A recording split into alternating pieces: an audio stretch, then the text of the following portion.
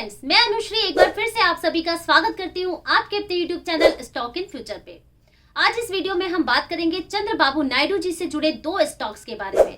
चंद्रबाबू नायडू जो कि king maker हैं करंट गवर्नमेंट को फॉर्म करने में और काफी ज्यादा लाइमलाइट में रहे हैं, तो ये दोनों ही स्टॉक्स इनसे जुड़े हुए हैं और इसी के चलते इन दोनों स्टॉक्स में बीते दो सेशंस में शानदार तेजी देखने को मिली और इसने रातों रात अपने शेयर होल्डर्स की लॉटरी लगा दी। तो चलिए डिटेल में डिस्कस करते हैं। मार्केट की अगर हम बात करें तो बीते कुछ दिनों में मार्केट में भारी उठापटक देखने को मिली है। सबसे पहले जब एग्जिट पोल्स के नंबर आते हैं तो मोदी गवर्नमेंट के मेजॉरिटी से विनिंग के चलते काफी शानदार तेजी आती है मार्केट में, लेकिन जब रियल काउंटिंग आती है और मोदी गवर्नमेंट की सीट्स के कम नंबर्स आते हैं तो उसके चलते मार्केट में भारी क्रैश देखने को मिलता है और लोगों के मन में ये डर होता है कि करंट गवर्नमेंट फिर से आएगी या सरकार बदल जाएगी। लेकिन फाइनली जब ये क्लियर हो जाता है कि मोदी गवर्नमेंट ही वापस आ रही है, यानी कि मोदी जी ही फिर से वापस आ रहे हैं, तब मार्केट में फिर से शानदार तेजी देखने को मिलती है। और आज के सेशन की अगर हम बात करें तो ये तेजी कंटिन्यू है।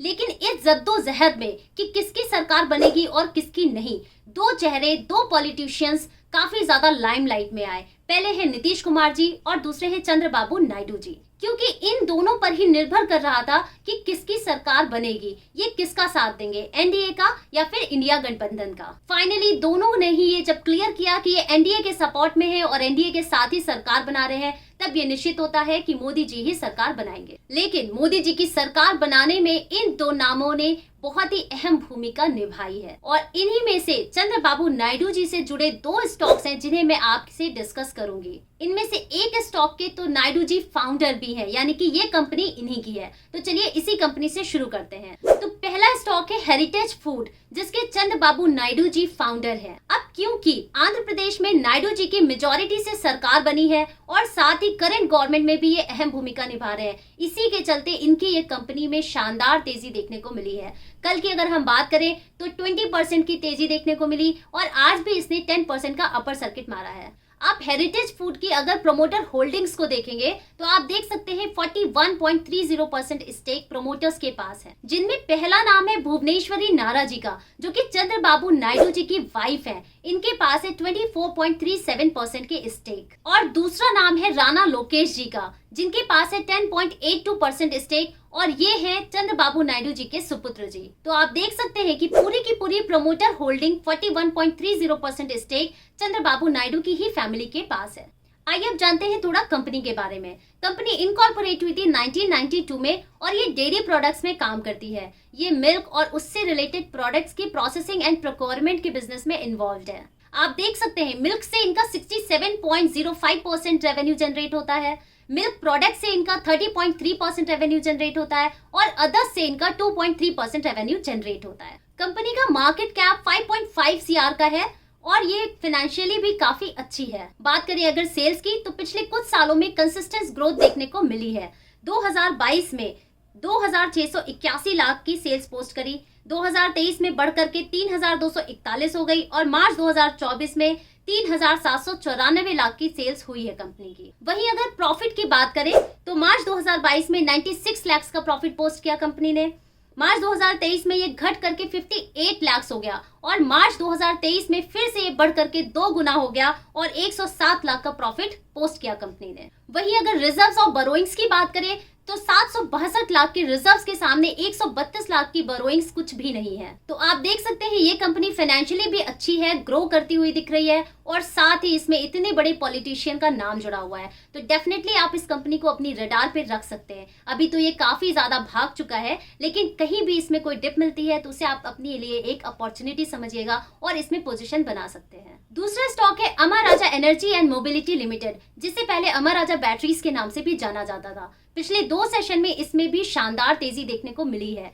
इसका डायरेक्ट लिंक चंद्रबाबू नायडू जी से तो नहीं है, लेकिन उनकी पार्टी टीडीपी से इसका डायरेक्ट कनेक्शन है। आइए जानते हैं कैसे। अमर राजा बैटरीज को अगर हम देखें तो इनके की पीपल में एक नाम दिखाई दे रहा है गाला जयदेव का, जो कि टीडीपी के मेंबर रह चुके हैं। 2 बार ये एमएलए भी रह चुके हैं। इस बार इन्होंने इलेक्शन नहीं लड़ा क्योंकि ये अपने बिजनेस पे फोकस करना चाहते हैं। और गाला जयदेव अमर राजा बैटरी के को फाउंडर, चेयरमैन एंड एमडी हैं। अब क्योंकि ये कंपनी भी इतने बड़े पॉलिटिशियन से जुड़ी हुई है और ये डायरेक्टली चंद्रबाबू नायडू जी की पार्टी से हैं, तो इसी के चलते इस स्टॉक में भी शानदार तेजी देखने को मिली। कल के सेशन की अगर हम बात करें तो 12.5% की तेजी थी और आज भी इसने 5% का अपर सर्किट दिया है। अमर राजा बैटरी अमर राजा ग्रुप की ही सब्सिडियरी कंपनी है और ये one of the largest battery manufacturer है इंडिया की, जो इंडस्ट्रियल एंड ऑटोमेटिव दोनों ही सेक्टर के लिए लेड एसिड बैटरीज की मैन्युफैक्चरिंग करती है। यही नहीं, अक्रॉस द ग्लोब ये 50+ कंट्रीज में अपनी बैटरीज को एक्सपोर्ट भी करती है,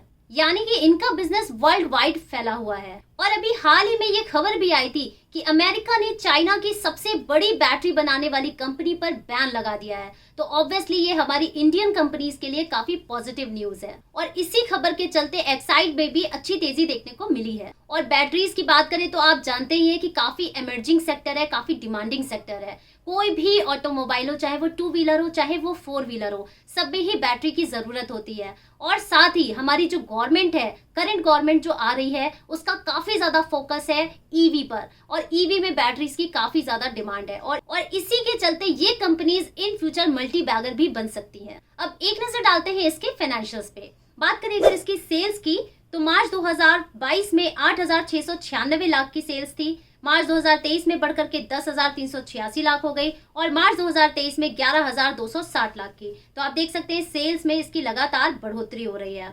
और अगर नेट प्रॉफिट की अगर हम बात करें तो 2022 में 511 लाख, 2023 में 694 लाख और 2024 में बढ़ करके 906 लाख का प्रॉफिट पोस्ट किया कंपनी ने। तो प्रॉफिट में भी बहुत ही बढ़िया बढ़ोतरी देखने को मिल रही है। रिजर्व्स और सरप्लस की अगर हम बात करें तो 6,750 लाख के रिजर्व्स के सामने 153 लाख की बोरोइंग्स कुछ भी नहीं है। अब एक बार देख लेते हैं इनकी प्रमोटर होल्डिंग्स। तो प्रमोटर्स के पास 32.86% के स्टेक है, FIIs 24.46% स्टेक ओन करती है, DIIs 15.36% एंड पब्लिक के पास 27.33% स्टेक्स है। तो आप देख सकते हैं कि इसमें FII और DII के भी बहुत अच्छे स्टेक्स देखने को मिल रहे हैं और ये एक बहुत बड़ा साइन है कंपनी की अच्छी ग्रोथ का। तो दोस्तों ये भी एक कंपनी है जिसे आपको अपनी रडार पे रखना चाहिए और मौका मिलते ही आपको इसे अपने पोर्टफोलियो में ऐड करना चाहिए, क्योंकि ये दोनों ही स्टॉक्स आपको लॉन्ग टर्म में बहुत ही बढ़िया प्रॉफिट देकर के जाएंगी। तो ये थी मेरी तरफ से एक छोटी सी इन्फॉर्मेशन। डिस्क्लेमर ये है कि मेरी तरफ से कोई बाय या सेल की रिकमेंडेशन नहीं है। आप अपनी सूझबूझ से और अपने फाइनेंशियल एडवाइजर से डिस्कस करके ही किसी भी स्टॉक में इन्वेस्ट करिएगा। वीडियो पसंद आई हो तो उसे लाइक और शेयर करना मत भूलिएगा और अगर अभी तक आपने चैनल को सब्सक्राइब नहीं किया है तो सब्सक्राइब कर लीजिए और बेल आइकन प्रेस जरूर कर दीजिएगा। मिलते हैं मेरी नेक्स्ट वीडियो में एक और अपडेट के साथ में। Thank you.